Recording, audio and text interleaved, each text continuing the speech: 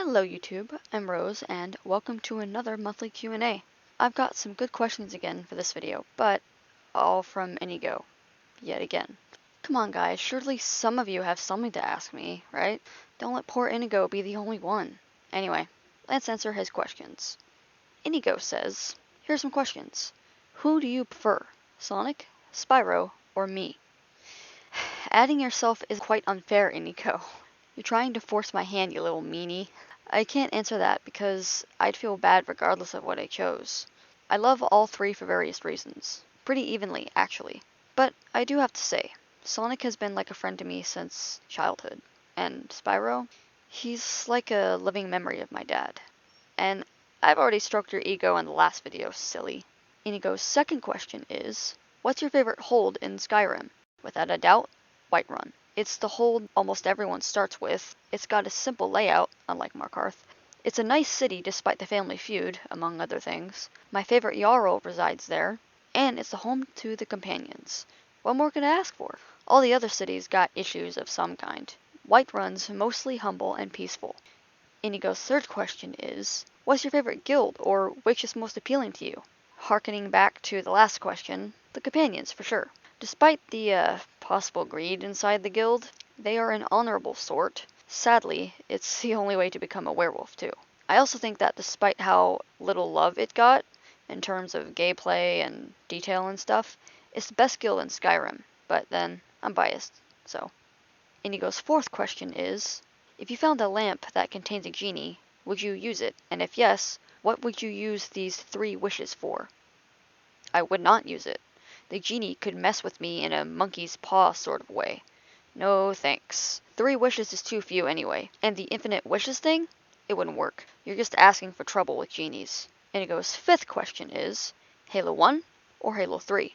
Between those two, definitely Halo 1. I'm gonna go on a rant here, but Halo 3 feels overrated for me at times. It has good moments, and I know it led the trilogy out with a bang, but there's just so much I dislike about it. The inclusion of the equipment, the button layout, which I think MCC fixed, the fact that the Arbiter was relegated to a side character with 0 levels to play as, like in Halo 2, unless you're feckin' player 2, which is stupid. The fact that you didn't get to see the Gravemind in person, I know that's a small thing, but that's just me. The fact that the chopper was underutilized, like you barely got to play with it unless you're in multiplayer. The pathetic boss battle with Guilty Spark. The way they changed the grunts from looking adorable to looking terrifying. The way they took out dual needlers, though I understand why they did that. How little Cortana was actually in the game, even though in the lore standpoint, I get it. The nerve-wracking ending, I absolutely hate the Warthog run, if I'm being honest, etc. I just hate so much of Halo 3, honestly. However, Halo 1, despite the clunkiness and how aged it is a classic. There really isn't much to add to that. It's just iconic in so many ways, and maybe I'm nostalgia blind, but I just appreciate it way more than I do Halo 3. It might not be quite like Halo 2, again being my favorite game, but it's still got charm, even if it's only nostalgic charm. Plus, it beautifully introduced horror in the way that even I, the person who despises horror, can enjoy it. Inigo's 6th question is, on a scale from 1 to 10, where would you put Master Chief? I probably would have put him at 3 or 4, or possibly lower, had it not been for Halo 4 opening my eyes to his humanity. For the longest time, I hated his stoicism. I found it annoying and quite boring because it seemed like every video game character was mute, or almost mute, and barely spoke. I know he was meant to be like a self-insert, but again, a lot of video game characters are like that, and it's just, I didn't want that. I wanted a character to empathize with. I wanted to, in a way, roleplay as that character. I mean, yeah, sure, I will absolutely do what I want to do and stray away from what the character would want to do almost every single time, but I don't know, there's just something fun about playing as a character that's meant to be a certain way. Maybe it just comes from the fact that I prefer cutscenes over gameplay. Anyway, Halo 3 was a step in the right direction with that, and I'll give it that. But there was just something missing.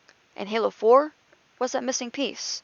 It just beautifully encapsulated what Master Chief was trying to be at the end of Halo 3. Some people might say that it became something it shouldn't have been, and it exploded from something that was supposed to be more subdued. But personally, I think that's what Master Chief was trying to be all along. But yeah, Halo 4 was that missing piece until Halo 5 absolutely shattered that entire thing. I think my opinion has shot up to about a 6 or a 7 thanks to Halo 4. I just don't have that much like empathy or relation to Master Chief. I just don't really like human characters that much. Which is funny because I still greatly prefer Cortana, as she has more personality in comparison to all the other human characters. Anyway, tangent. Inigo's 7th question is, do you believe in myths like Cthulhu, if that's how you pronounce it, the Kraken, or giant sea serpents? I mean, I guess. I think anything is possible, really. How do we know the things man came up with aren't truly real? They had to come from somewhere, right? I mean, maybe some are truly fictional, like mermaids being manatees, but I don't know.